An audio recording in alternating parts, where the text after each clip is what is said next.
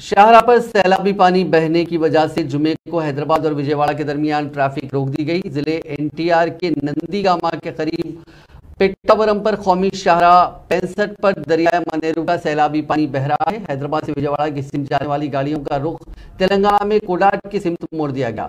عہدیداروں نے بتایا کہ حضور نگر اور مریال گوڑہ سے بھی ٹریفک روانہ کی جا رہی ہے۔ ٹریفک کے رخ کی منتقلی کے باعث کوڈاٹ حضور نگر روڈ پر 5 کلومیٹر کے فاصلے تک زبردست ٹریفک جام ہو گئی ہے۔